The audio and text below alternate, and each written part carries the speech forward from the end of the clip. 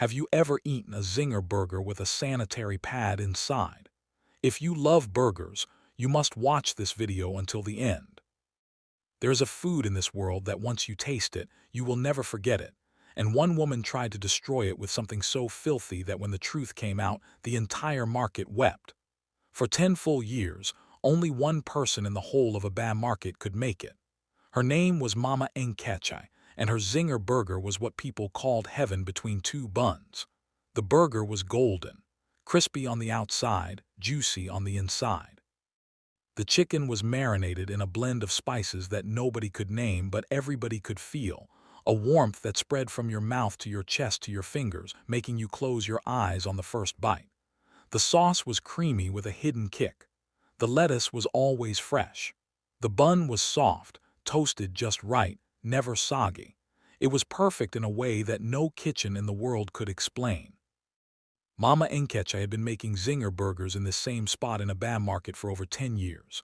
Her little stall was nothing special: a wooden counter, a deep fryer, a stack of paper wrappers, a small handwritten sign that said Mama Kehnchi's Zinger burger made fresh daily. But nobody came for the sign. They came for the smell. The moment Mama Kehnchi's oil heated up and her spiced chicken hit the fryer, that smell would travel through the whole market like a warm, peppery breeze. Men would stop walking mid-step. Women would turn their heads. Children would tug their mother's wrappers and point.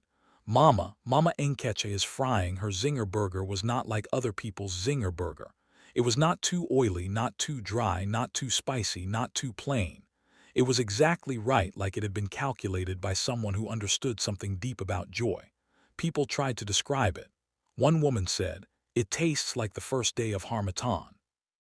An old man said, "It tastes like God made it himself." A little boy said very seriously, "It tastes like my birthday." His mother laughed and bought 2 more burgers. Mama Kehnchi never advertised. She never begged people to buy.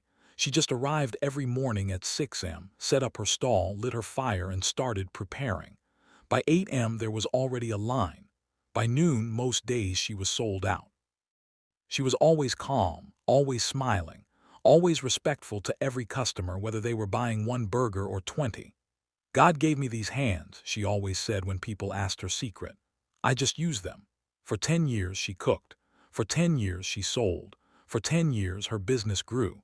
She had built herself a good life, a solid brick house at the edge of the market, school fees for her 3 children, a small savings in the bank. People respected her, not because she demanded it, but because she had earned every single piece of it. But there is always someone watching a good thing and wanting it for themselves. There is always someone in the crowd who watches success and instead of feeling inspired, feels burned by it. And in Mama Kehnchi's story, that person was a woman named Ifoma. Ifoma had been a customer of Mama Kehnchi's for years. She bought Zinger burger every Friday on her way home from the market. She always said the same thing: "Mama Kehnchi, this your burger, it's not ordinary." Mama Kehnchi would laugh and say, "Come back next week. I'll make sure yours is extra crispy." They had this comfortable familiarity, a vendor and her loyal customer. But one afternoon, everything shifted. Ifoma was sitting in front of her own shop, a provision store that had been struggling for months. Her sales were low. Her rent was due. Her children were asking for school fees she didn't have. She sat there watching Mama Kehnchi's side of the market, the line of customers, the laughter, the constant movement of money and paper wrappers. And something dark crept into Ifoma's heart that afternoon. Not sadness, not inspiration, something darker than both. "If I sell Zinger burger, I can make that kind of money. I just need to copy what she does." The next day, Ifoma went to Mama Kehnchi. She greeted her warmly and then said casually, "Mama Kehnchi, I am thinking of making Zinger burger too. My provision store is not moving. I need something extra." Mama Kehnchi looked at her and smiled without hesitation. "Go ahead, you are free," she said. "This market is big enough for everyone. If Zinger burger will feed your family, then sell Zinger burger. I will not fight you." Ifoma smiled back, but inside she was already calculating. 3 weeks later, Ifoma opened her Zinger burger stall. Same market, same street, same paper wrappers. She watched Mama Nkechi's every visible move, the way she seasoned, the way she fried, the way she packaged. She copied everything she could see. But when customers tasted Ifoma's burger, they smiled politely and said, "It's okay, okay. Not heaven between two buns, not God made it himself, just okay." One day passed with 2 sales, then 3 days with 1 sale. Then a whole week where Ifoma sat behind her full pots, watching people walk past her, cross the road, and line up at Mama Nkechi's. Ifoma's hands balled into fists under the table. "We are selling the same thing," she whispered. "Same chicken, same oil, same market. So why is nobody coming to me?" She stared at Mama Nkechi across the road, calm, smiling, golden-handed Mama Nkechi. And the question in Ifoma's heart shifted from recipes to something far more dangerous. What is she putting in that burger? What is her real secret? From that moment, Ifoma stopped being a customer. She became a hunter. For 2 weeks, Ifoma watched Mama Nkechi like a hawk. She stood at the corner of the market pretending to arrange her goods. She strained to see what Mama Nkechi added to her marinating bowl. She counted her ingredients from a distance. She stayed late in the market just to observe. But Mama Nkechi cooked the same way every day. Marinated chicken, fresh lettuce, special sauce, her spice blend. Nothing hidden, nothing strange, nothing secret. Just a woman who knew exactly what she was doing. Ifoma became more frustrated with every passing day. "There must be something I am not seeing," she told herself. "Nobody's burger smells like that from ordinary spices alone." And then one morning, an idea struck Ifoma like lightning. If she could not find the secret, maybe she could destroy the product.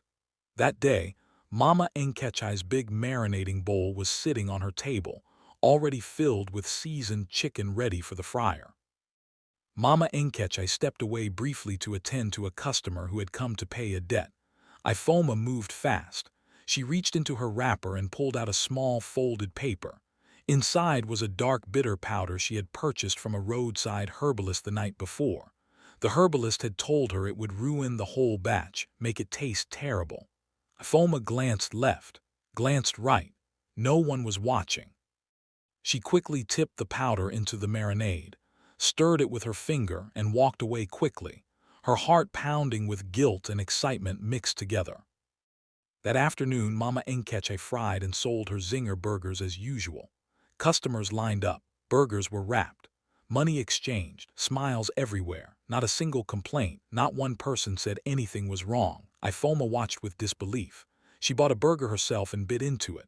Her mouth went wide. It was still perfect, golden, crispy, juicy. That same warm, impossible, unnamed flavor. How? She had put the powder in herself.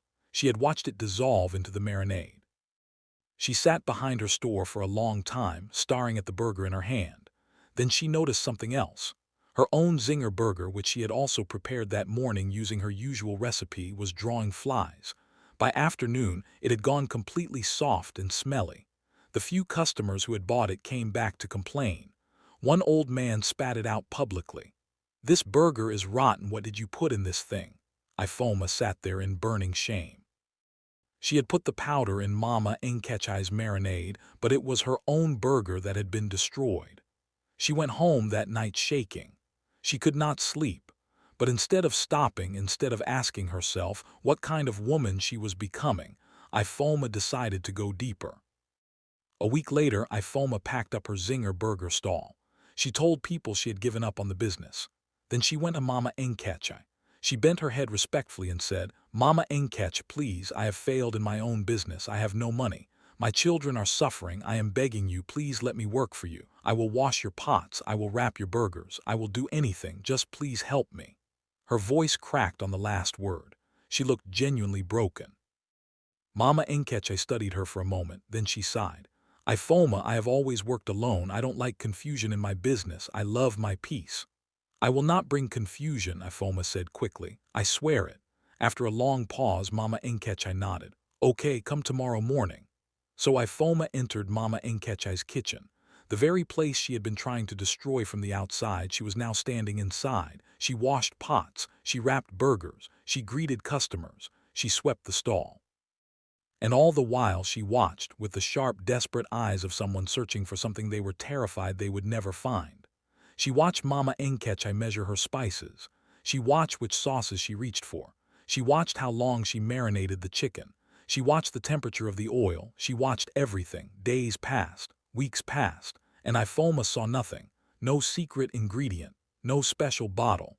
No prayer said over the food. No strange ritual before cooking. Mama kehnchi cooked like a normal woman. A normal woman who simply knew exactly what she was doing and did it with love every single day. Ifoma could not understand it. One evening she tried to recreate Mama kehnchi's recipe from memory in her own home. Same ingredients, same spices, same sauces. She assembled a burger and tasted it. It was fine, not bad, not spoiled, just fine, ordinary like everyone else's. Ifoma sat on her kitchen floor and pressed her hands against her face. "What is wrong with me?" she whispered. But even that question, the right question, the one that might have saved her, did not stop her. Because jealousy had taken root in Ifoma so deeply that it had become a mission. Since she could find no secret inside the kitchen, Ifoma decided to attack from a different direction. She began to whisper to the women in the market, to the mothers at the school gate, to the men at the pepper soup joint in the evenings. "That Mama kehnchi's burger," she would say carefully, lowering her voice. "Have you ever wondered why once you eat it, you always want more? Have you ever asked yourself why it tastes different from every other burger in this market? I'm not saying anything, I'm just asking." Some people raised their eyebrows, some asked questions, some went home and told their families. For 2 days, Mama kehnchi noticed fewer customers. People seemed hesitant. They would walk toward her stall, then slow down, then turn away. Mama kehnchi watched this quietly. She said nothing. She continued cooking. But on the 3rd day, something happened that Ifoma had not planned for. A woman named Mama Chibuz, a large, well-respected trader who had been eating Mama kehnchi's Zinger burger for 8 years, walked to the center of the market and spoke loudly enough for the whole street to hear. "I have been eating this burger since before some of you had children," she announced. "I have given it to my children, my grandchildren, my husband, and my pastor. And none of us have grown 2 heads or started speaking in tongues.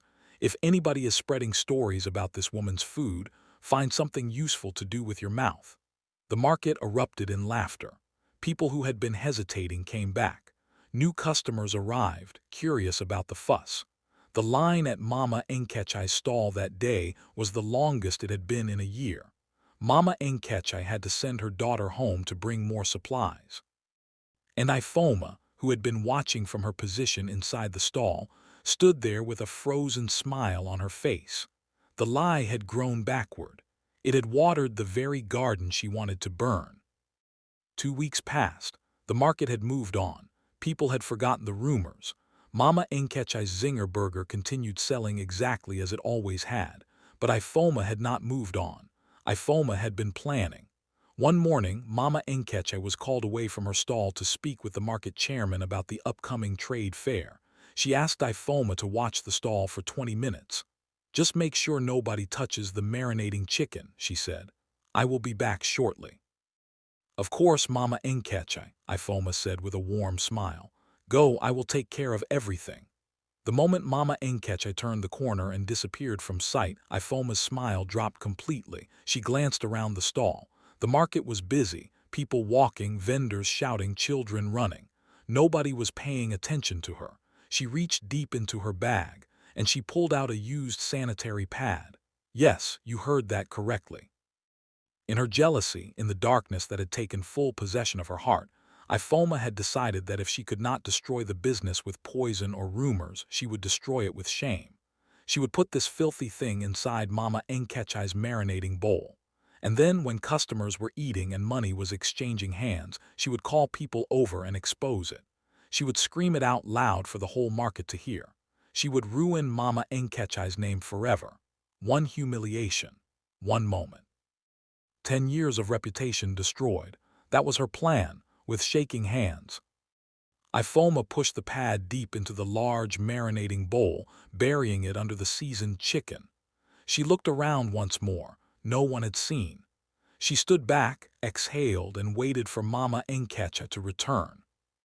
When Mama Enkechi came back 20 minutes later, she greeted Ifoma, tied her apron, and moved toward her marinating bowl to begin preparing for the lunchtime rush. She reached into the bowl to turn the chicken. Her hand found something. She paused. She reached in more carefully, and she pulled it out. She looked at it. The whole stall went very still. Ifoma, who was standing nearby pretending to arrange paper wrappers, had already positioned herself for the next part of her plan. She had already caught the eye of two women across the road. She was ready to shout, ready to point, ready to call the crowd, but Mama Enkechi did not panic. She did not scream. She did not cry. She simply looked at what was in her hand. Then she looked up slowly, and her eyes found Ifoma. Their eyes locked. And in that moment, without a single word being spoken, Ifoma knew. Mama Enkechi knew exactly who had done this, exactly when, and exactly why. Mama Enkechi walked calmly to the back of the stall. She disposed of the item. She washed her hands thoroughly. She returned to her station, and she began preparing her chicken for the fryer. She did not call the market. She did not confront Ifoma. She did not shed one tear. She just continued as if it had never happened. Ifoma stood there completely frozen. Her plan had collapsed before it even started. She had expected screaming. She had expected confusion. She had expected Mama Enkechi to break down in front of everyone. Instead, she had gotten silence. Calm, terrifying, unshakable silence. The speech Ifoma had prepared died in her throat. The two women she had made eye contact with lost interest and walked away. The whole dramatic public humiliation she had planned, gone in seconds without a single word. And Mama Enkechi's oil was already heating up. The chicken was already frying. The first customers of the lunchtime rush were already arriving. That evening, Ifoma went home and could not eat, could not sleep, could not stop replaying the moment, Mama Enkechi's eyes finding hers, that steady, knowing, unafraid gaze. How is this woman not falling? Ifoma said to herself in the dark. How? I have done everything, and she is still standing. For the first time since this whole thing began, real fear crept into Ifoma's heart. Not fear of being caught. Not fear of failing, fear of what she was dealing with. Fear that this woman's protection was something she could not fight. The next day, Ifoma did not go to the market. She went instead to the edge of town, to a house that nobody visited twice, a native doctor that the market women whispered about in low voices. She sat before him and told him everything she wanted. She wanted the business to collapse. She wanted Mama Enkechi to suffer. She wanted justice, though the word she used was not justice. The native doctor listened to all of it without expression. Then he said, I will give you what you ask, but I warn you, the woman you are targeting carries something clean, something old, something that was placed on her long before you and I were born. If I do this and her heart is truly pure, it will not land where you send it. I don't care, Ifoma said. Do it. It may return, the native doctor said quietly. Return to who? He held her gaze. To the one who sent it. Ifoma put more money on the table. Do it, she said. The next morning, Ifoma woke up before dawn. Her plan was simple: pass by Mama Enkechi's stall and watch her struggle. Watch the hands that had made 10 years of Zinger burgers finally fail. Ifoma sat up in bed, and that was when she noticed it. Her right hand would not open properly. She tried to flex her fingers. They moved slowly, stiffly, like something was wrapping itself around her joints from the inside. She tried her left hand, the same thing. She forced herself to stand. She walked to the mirror. She looked at her hands. They were swelling, both of them, slowly, silently from the inside. Pain shot through her wrists like fire. No, she whispered. No, no, no. She grabbed her phone with trembling fingers and called the native doctor. He answered on the first ring. My hands, she gasped. I warned you, Ifoma, he said. I warned you clearly. The woman's blessing is older than anything I have. What you sent to her found nothing to hold on to, and it returned. Fix it, she screamed. You did this, fix it. His voice was quiet and final. There is only one person in this world who can stop what is happening to your hands right now, and you know who that is. The line went dead. For 3 days, Ifoma lay in her house. Her hands swelled. The pain worsened. She could not cook. She could not hold a cup of water. Her teenage daughter had to feed her. On the 4th day, her mother came from the village. She arrived and took one look at her daughter's hands and began to weep. Ifoma, what have you done? She asked quietly. And for the very first time, Ifoma broke. She told her mother everything: the powder in the marinade, the spying, the lies, the sanitary pad in the marinating bowl, the native doctor, all of it. Her mother listened without a word. When she finished, the room was completely silent. Then her mother stood up, helped Ifoma to her feet, and said, "Then there is only one thing left to do." The market was busy that morning, the usual sounds, the usual smells, and as always, the line at Mama Kehnchi's stall. Mama Kehnchi was in the middle of her lunchtime rush when she looked up and saw them. Ifoma and an older woman behind her, both walking toward her stall. Ifoma's hands were wrapped in white cloth. Her face was unrecognizable, hollowed out, ashamed, frightened. The market customers parted to let them through. People who had seen the swelling on Ifoma's hands in the past days went quiet. When they reached the stall, Ifoma's mother went down on her knees first. Then Ifoma followed slowly, painfully, her wrapped hands folded in front of her. "Mama Kehnchi," Ifoma's mother said, "please forgive my daughter. She has come to confess before you and before God." The whole market was listening. Ifoma raised her head. Tears were already running down her face. "Mama Kehnchi," she said, her voice cracking with every word. "I poisoned your marinade. I spread lies about your food. I put a sanitary pad in your marinating bowl. I paid a native doctor to destroy your hands." Gasps rippled through the crowd. "I was jealous," Ifoma continued, crying freely now. "I saw your blessing and I wanted it for myself. I could not understand why God gave it to you and not to me. So instead of working harder, I chose evil. I chose evil against a woman who never harmed me. A woman who gave me work when I had nothing. A woman who never once wished me harm." Her voice broke completely. "I am sorry, I am begging you, please forgive me." The market was completely silent. Even the children had stopped moving. Mama Kehnchi turned off her fryer. She wiped her hands on her apron. She looked at Ifoma, kneeling in the dust, wrapped hands trembling, face destroyed by shame. And she did something that the whole market will talk about for years. She stepped out from behind her stall. She walked to Ifoma and she took Ifoma's swollen, wrapped hands in both of hers gently. "Ifoma," she said, her voice quiet and steady. "I knew." People in the crowd drew closer. "I knew about the powder. I knew about the lies. I knew about what you put in my marinating bowl that morning. I did not confront you because I was not afraid. My father, God rest his soul, told me something when I was young. He said, 'Kehnchi, live clean, walk honest, harm no one, and I promise you that everything that comes against you will answer to God before it reaches you.' I have been living by those words for 40 years. And every single time someone tried to hurt me, they hurt themselves instead. Not because I did anything, but because there is a covering over a clean life that no darkness can penetrate." She squeezed Ifoma's wrapped hands carefully.